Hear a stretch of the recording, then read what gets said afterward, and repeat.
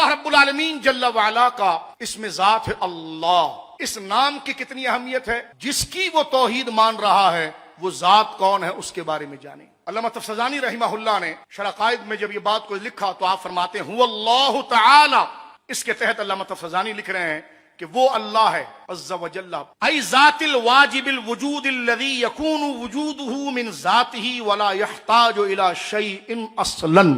اللہ تعالیٰ وہ ذات ہے جو کہ واجب الوجود ہے، یعنی اس کا وجود اپنی ذات سے ہے، اپنے وجود میں وہ کسی کا بالکل محتاج نہیں. یعنی اللہ رب العالمین کون ہے کہ اللہ رب العالمین وہ ذات ہے جو واجب الوجود ہے اور قائم بالذات ہے. وہ خود سے ہے، اسے کسی نے نہیں بنایا اور وہ کسی کا محتاج نہیں ہے. شیخ محقق نے اس کو تکمیل الایمان میں تھوڑا اور کھولا ہے. تکمیل الایمان کے اندر حضرت شیخ محقق شاہ عبدالحق محدث دہلوی رحمۃ اللہ علیہ اللہ رب العالمین جل وعلا کے نام کی تعریف اور یہ نام جس شان کا تقاضا کر رہا ہے، جس ذات کی شان کو بیان کر رہا ہے وہ بیان کر رہے ہیں تاکہ ایک مسلمان کو اپنے رب کے بارے میں یہ بنیادی معلومات عقیدہ توحید کی حلاوت کے لیے ضروری ہے. شیخ محقق فرماتے ہیں اس کا وجود واجب ہے. کیا مطلب؟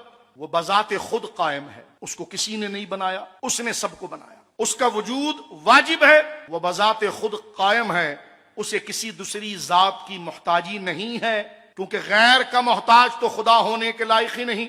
خدا کا معنی ہے خود موجود ہونے والا. اللہ رب العالمین جل وعلا کے اسماء جو اس کی ذات پر دلالت کرتے ہیں، وَلَهُ الْأَسْمَاءُ الْحُسْنَى فَادْعُوهُ بِهَا، اس کے سارے نام بڑے اچھے ہیں جس سے انہیں پکارا جاتا ہے. ایک قاعدہ یہاں پر سن لیجئے توحید کے حوالے سے. اللہ رب العالمین جل وعلا کے اسماء، اللہ کو انہی ناموں سے پکارا جائے گا، اللہ کے وہی نام اس کی ذات کے لیے ذکر کیے جائیں گے جو اللہ نے خود اپنے لیے بیان فرمائے، جو رسول مکرم صلی اللہ علیہ وسلم نے اللہ کے لیے بیان کیے ہیں. عرف اور رواج میں کوئی ایسا لفظ جو نہ قرآن میں آیا ہو نہ حدیث میں آیا ہو، لیکن عرف میں وہ لفظ اللہ ہی کے لیے خاص ہو گیا اور اللہ کے علاوہ وہ کسی پر استعمال نہیں ہوتا، تو عرفاً لغتاً اس کو بھی اسماء باری تعالیٰ میں شامل کیا گیا.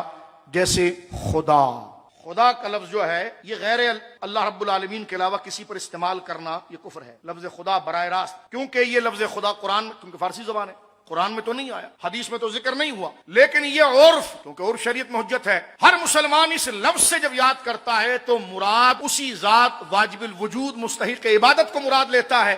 تو یہ لفظ اب اللہ رب العالمین کے اسماء میں شامل ہے. جیسے خدا، اس کو حضرت شیخ محقق یہاں بیان کر رہے ہیں. تکمیل الایمان میں شیخ عبدالحق محدث دہلوی رحمۃ اللہ علیہ فرماتے ہیں، اللہ کے معنی کو بیان کرتے ہیں، اس کا وجود واجب یعنی وہ بذات خود قائم ہے، اسے کسی دوسرے ذات کی محتاجی نہیں. واجب کا معنی یہ بھی ہے کہ وہ خود سے ہے، اس کو کسی نے نہیں بنایا، اور واجب کا ایک معنی یہ ہے کہ اس کا ہونا ضروری ہے اور اس کا نہ ہونا محال ہے، کیونکہ جو اس کی صنعت ہے وہ موجود ہے اور جس نے بنایا وہ موجود نہ ہو یہ محال ہے. کیونکہ غیر کا محتاج تو خدا ہونے کے لائق ہی نہیں. خدا کا معنی ہی خود موجود ہونے والا اور خود آئندہ ہے. حضرت سرکار مفتی اعظم نے بھی ذکر کیا ہے اور یہیں سے لیا ہے کہ خدا کا کیا معنی ہے، تو خدا کا معنی ہے خود موجود ہونے والا. اسی لیے کسی ولی، کسی نبی، کسی اور شخصیت کے لیے لفظ خدا، جیسے ان کو اللہ نہیں کہا جائے گا اسی طرح ان کے لیے خدا نہیں کہا جائے گا. کوئی قوال اگر جہالت کے اندر کسی اللہ کے ولی کے لیے جملہ کہے تو اس کی کوئی تعویل نہیں کی جائے گی، اس لیے کہ عرف کے اندر یہ عالم بن چکا ہے رب کریم کی ذات کا کہ معاذ اللہ کسی بزرگ کی طرف کہ میرا خدا وہ ہے اور میرا خدا وہ ہے، معاذ اللہ علیہ باللہ، یہ کلمہ کفر ہے، اس سے توبہ واجب ہے. شادی شدہ ہے تو تجدید نکاح کرے گا، دوبارہ کلمہ پڑھے گا، اور بیعت رکھتا ہے تو تجدید بیعت کرے گا، اس لیے کہ یہ لفظ ایسا ہی ہے جیسے لفظ اللہ آپ نے اس کو کہہ دیا. کیوں؟ اس لیے کہ خدا کا لفظ کا معنی ایک تو یہ اللہ کے لیے عرفاً خاص ہے، اور خدا کا معنی ہے، شیخ فرماتے ہیں، خود موجود ہونے والا اور خود آئندہ، خود سے ہے، یہ خدا کا معنی. آگے فرماتے ہیں یہ ضروری ہے کہ تمام موجودات کا سلسلہ ایسی ذات پر ختم ہو جائے جو خود موجود، ورنہ یہ سلسلہ لامتناہی چلتا رہے گا اور یہ بات غیر معقول ہے. بڑی پتے کی بات کر کے یہاں پر فلاسفہ اور ملاحدہ کا رد کر رہے ہیں حضرت شیخ محقق. مثال کے طور پر دیکھیں، یہ دنیا کاز اینڈ افیکٹ ہے، سبب اور مسبب.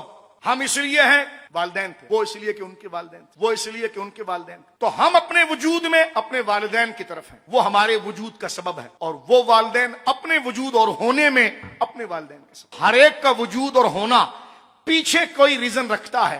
تو عقل بھی کہتی ہے کہ سارے وجود اور یہ سارے ریزن ایک ایسے وجود برحق اور رزن آخر پر ختم ہو جائے، جو بغیر کسی رزن اور وجود کے ہو اور خود سے وجود رکھتا ہو اور سارے وجود اسی کی منت سے ہو، اور وہ ایک ہی ہو سکتا ہے، وہی اللہ رب العالمین کی ذات۔